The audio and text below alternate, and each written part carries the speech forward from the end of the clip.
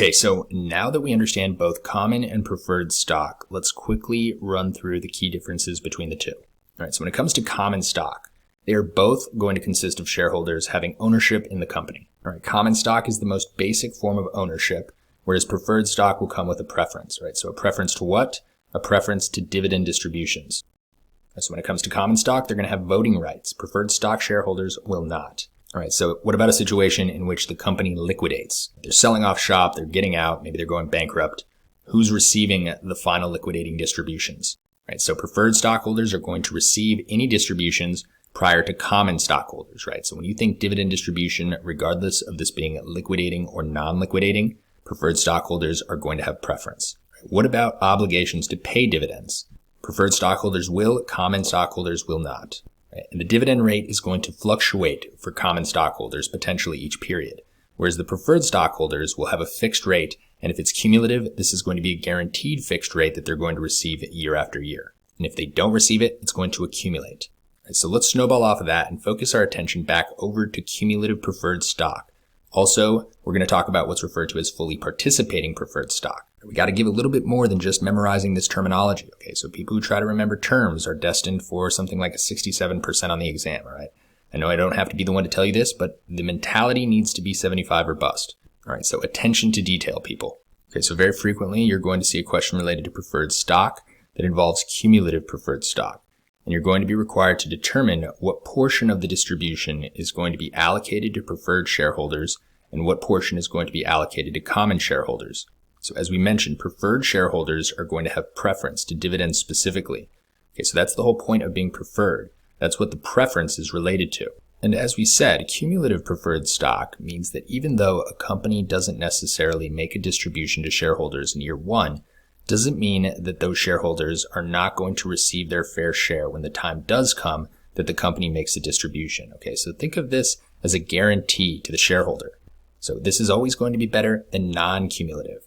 So it's always going to be calculated by taking the total amount of shares, right, the preferred stockholders' shares outstanding, multiplied by the par value of that stock, right? It's going to be multiplied once again by the rate that you see.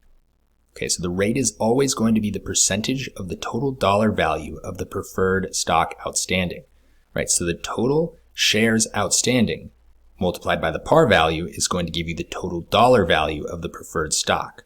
Right, so we understand that at this point. So the percentage is then going to be multiplied by the total dollar value, which is going to give you the fixed dividend amount that the preferred shareholders will be entitled to year after year. Right, so think of this rate almost like an interest rate, right? The bank lends you money, say 5% interest rates, and you're paying back the bank. Not only that principal, but also the 5% annual rate every single year.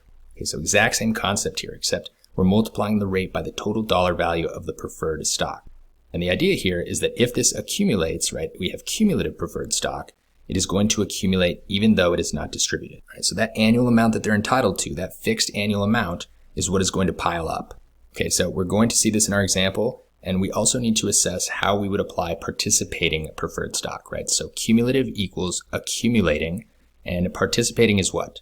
Participating means we are participating in any excess distributions. Right? When I say we, I mean the shareholders. So imprint that into your brain right now. Okay, then I want you to think participating preferred stock equals excess distributions, which equals pro rata. Okay, and pro rata based on what?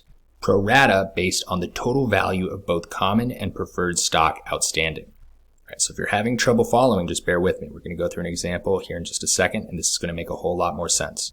But for now, we're going to build this mental map. All right, so something about preferred stock. We need to apply a systematic approach so we're not having a meltdown at the Prometric Center come exam day. Right, I love me some mental maps. What are we going to remember here when it comes to preferred stock?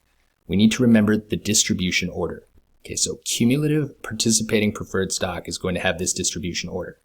All right, so the first priority is going to be any distributions to preferred shareholders in arrears. All right, so what are dividends in arrears? This is essentially our backlog of dividends that are yet to be distributed. This is the cumulative preferred stock that has, for all intents and purposes, accumulated. All right, so the backlogged amount is what is going to be distributed first. Second priority is going to be any distributions made from the current period.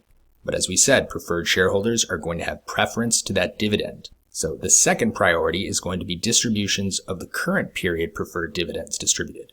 right? And then the common shareholders get their fair share, right? So the third priority is then going to be distributions made from the current period to common shareholders, right? Common shareholders will never have access to these accumulated dividends, right? They have nothing to do with cumulative dividends. This is cumulative preferred stock only.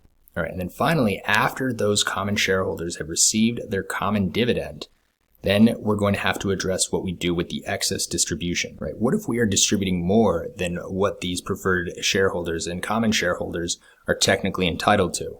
Well, if it is fully participating, then we're going to allocate this to both the preferred stockholders and the common stockholders. And as we said, we're going to be doing this pro rata. And it's going to be pro rata in terms of the total outstanding value of the stock. And so we're going to take our total value of preferred stock outstanding and divide it by our total stock value outstanding. And that is going to be multiplied by the excess amount. That portion will be allocated to the preferred shareholders. Same story with common stockholders, right? So the total common stock value outstanding will be divided once again by that total stock value outstanding. Any excess amount is going to be multiplied by that percentage, which will be the portion that the common shareholders will be entitled to. Okay, so I know this is sort of a lot, but let's go through an example. And when you see it with actual numbers, the hope is that it's going to make a whole lot more sense.